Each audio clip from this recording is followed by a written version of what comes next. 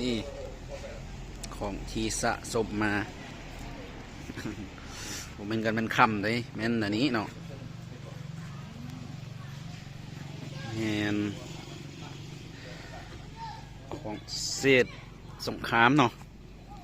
ที่บ้านเฮามีในช่วงนั้นจะมีประมาณนี้เนาะ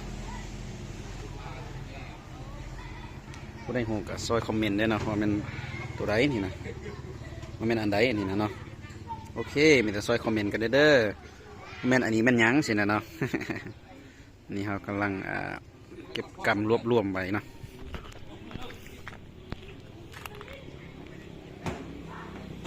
เป๊ปีเท่าไหร่นี่ปี63เนาะนี่เนาะปี63หาปี73 10ก็ประมาณ10 ปีประมาณนั้นละโอเค